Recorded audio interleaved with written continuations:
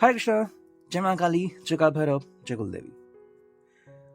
आज का हमारा टॉपिक है आज सुबह की उनकी दिल की बातें। सुबह सुबह कोई आपके बारे में क्या सोच रहा है, ठीक है।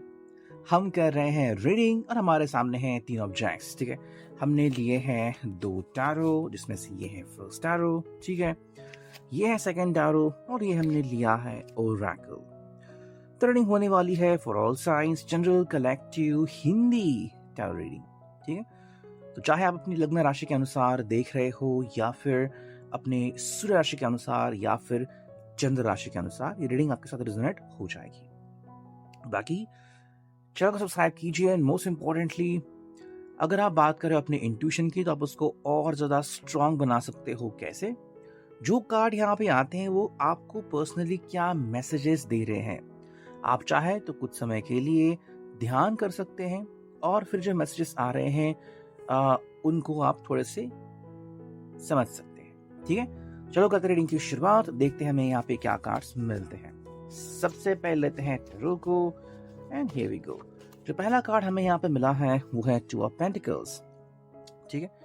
तो हम कह सकते हैं कि यहाँ पे इस पर्सन की ना जगलिंग चल रही है, ओके। ये भाई क्या कहे आपको, भाई आपकी तरफ आगे बढ़े या फिर कोई और प्लान बनाए और आप ही इनके पास कैसे पहुंचते हैं उसके बारे में सोचें।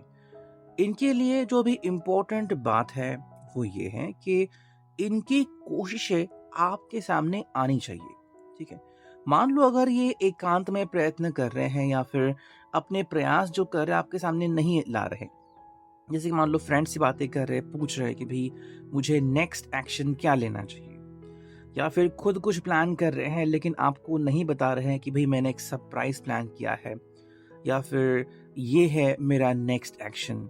तो अगर वो अपनी बातें आपके सामने स्पष्ट नहीं करते तो शायद आप नहीं जान पाओगे कि ये एक्चुअली कर क्या रहे हैं, है ना। तो अगर आपके मन में सवाल आ रहा है कि ये पर्सन तो आजकल कुछ नहीं कर रहा या फिर जो मुझे चाहिए कि इस पर्सन ने ये करना चाहिए, इस पर्सन ने ऐसी एक्शन लेनी चाहिए, अगर वो नहीं ले रहा तो मतलब हो क्या रहा है जिंदगी में एग्जैक्टली।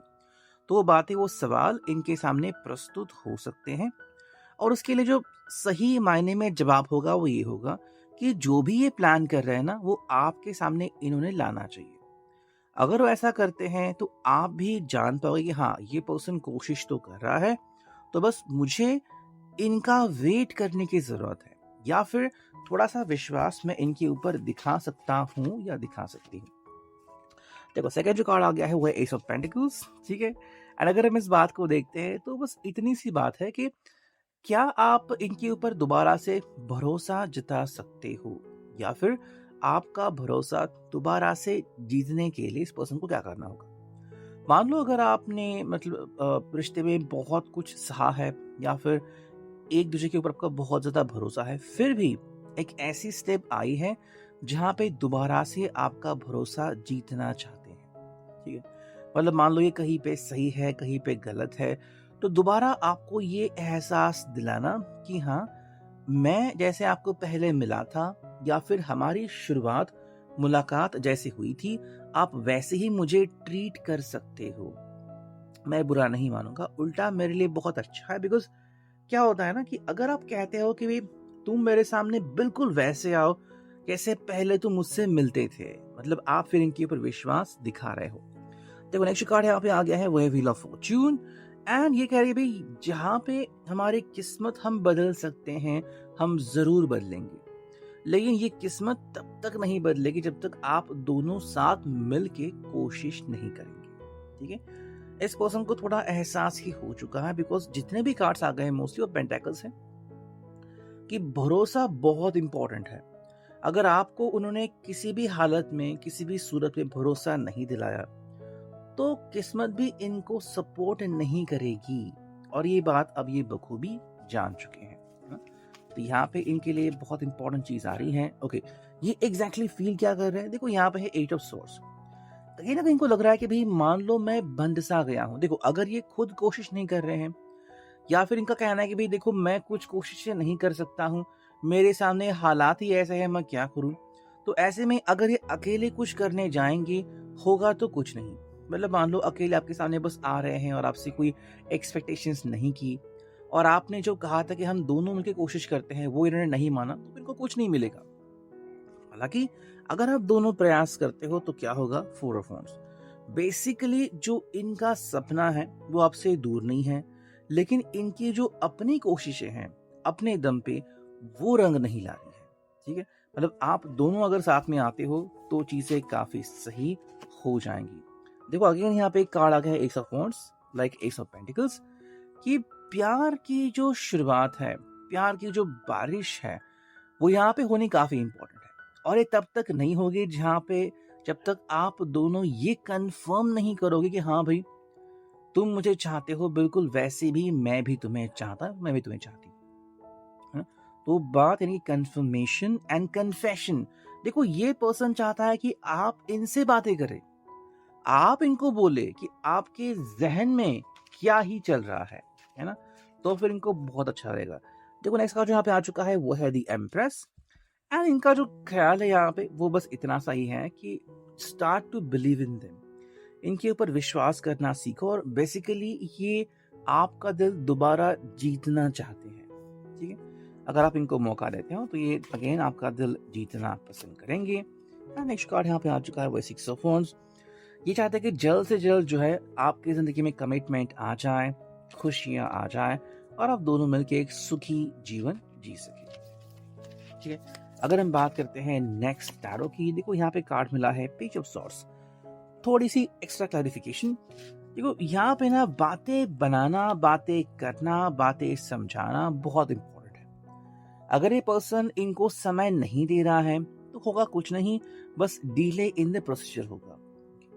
तो अगर ये अपनी बातें सामने नहीं रखेंगे तो आप दोनों ही अपनी जिंदगी में आगे नहीं बढ़ सकते, ना ही आप इनसे दूर जा पाओगे, ना ही आपके करीब आ पाएंगे, तो बस दोनों ही अटके रहेंगे। तो इसलिए बहुत इंपॉर्टेंट है कि जो भी दिल में आ रहा है ना, चाहे वो खुशी की बात हो, गम की बात हो, कोई एहसास हो कि आपने कितना सहा है, ये इनके सामने एक्सप्रेस करना काफी इंपॉर्टेंट है।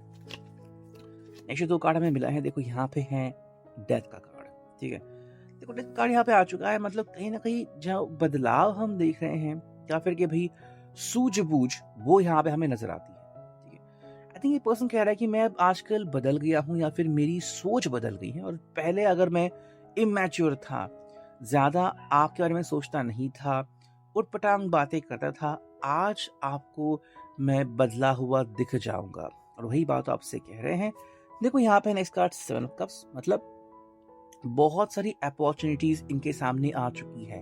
अब इनमें से कौन सी अपॉर्चुनिटी वो चुनते हैं, कौन सा पेला, कौन सा ग्लास वो लेते हैं, एंड जिंदगी में क्या बदलाव वो लाते हैं, ये भी देखना काफी इंपॉर्टेंट होगा। एक और कार्ड अगर हम देखते हैं तो यहाँ पे आ चुका है 7 ऑफ पेंटिकल्स, 2 बार 7 आ चुका है। तो कह रहे हैं कि किस्मत हमें साथ ला सकती है।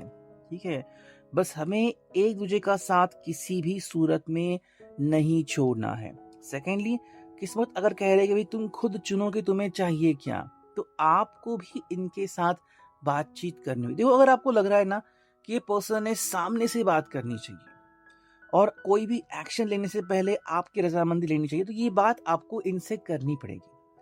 वरना होगा क्या कि ये कुछ और बात करेंगे, आप कुछ और बात करोगे, और किसी की भी बात किसी के पल्ले नहीं पड़ेगी, तो फिर कंफ्यूजन यहाँ पे बढ़ता चला जाएगा। ठीक है, 1-2 कार्ड अगर हम और देखते हैं तो देखो यहाँ पे कार्ड आ चुका है 10 ऑफ कप्स, और जो नेक्स्ट कार्ड है यहाँ पे वो है किंग ऑफ कप्स। देखो यहाँ पे पर्सन कह रहा है कि इनको जो चाहिए कि बस खुशियाँ एंड इमोशनल सपोर्ट, कि आप इनको इमोशनल सपोर्ट दो, आप इनके साथ कनेक्टेड रहो, और ये एक बड़ा इम्पोर्टेंट रोल आपके जिंदगी में प्ले करना चाहते हैं। कैसे कि बस आप इनका साथ निभाओ। ठीक है, you just be with them, and ये पर्सन कहेगा कि भाई देखो अगर आप मेरा साथ देते हो ना, तो मान लो मुझे सब मिल गया। ठीक है, मुझे सब मिल गया, मैं आपसे दूर बिल्कुल नहीं हूं, मैं बस आप ही के साथ हूं, बस मेरा यकीन करना स्टार्ट करो। मतलब आई थिंक या तो ये अकेले पड़ चुके हैं, या तो कोई आजकल इनका भरोसा नहीं कर रहा है, या फिर काफी लोगों के इन्होंने दिल तोड़े हैं, काफी लोगों का भरोसा इन्होंने तोड़ा है, इसीलिए आजकल ये खुद का भी भरोसा नहीं करते। ठीक है, तो ऐसे में अगर ये आपको यकीन दिलाने में काबिल बन जाते हैं कि चलो एटलीस्ट आपने तो मेरा यकीन कर लिया, मतलब कहीं ना कहीं इनके दिल को सुकून मिल सकता है और चेहरे पे मुस्कान वापस खिल सकती है। ठीक है, अगर हम बात करते हैं नेक्स्ट ओरेकल की, देखो पहला जो कार्ड है वो है I miss you lying next to me. ठीक है भाई, ये आपको बहुत ज्यादा मिस करते हैं कि कैसे आप इनसे बातें करते थे, कैसे आप इनसे मिलते थे एंड चीजें फिर कैसे होती थी। ये बेसिकली आपसे दूर जाके बिल्कुल भी खुश नहीं है, उल्टा जो परेशानी इनकी बढ़ गई है वो और ज्यादा बढ़ रही है। मतलब जो उनको लग रहा था कि भाई क्या होगा, तो बस वही हो रहा है, परेशानी बढ़ रही है और कुछ नहीं।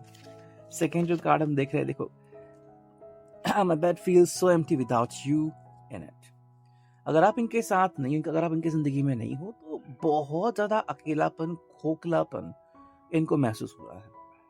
जब आप इनके साथ होते थे, मान लो आप इनके साथ कहीं पे घूमते थे, आप इनके साथ कहीं पे बैठते, तो ये चीज इनको बहुत अच्छी लगती थी कि आप हो और आपका जो ऑरा था, आपका जो प्रेजेंस था कि आप इनके साथ हो, तो बहुत ही अलग एटमॉस्फेयर था। आज अगर ये अकेले हैं तो चाहे ये अमीर हैं या फिर चाहे बहुत बिजी, इनको फर्क नहीं पड़ता। ठीक है, उन चीजों से उल्टा ये और ज्यादा आपकी कमी महसूस करते हैं और आपकी कमी कोई और पूरी नहीं कर सकता, यह वो बखूबी जान चुके हैं। तो जो कार्ड हमें मिला है, देखो यहाँ पे I can't do this any more. अब ये अकेले ये इतना सब कुछ सह नहीं सकते, अब इनसे कुछ और होगा नहीं।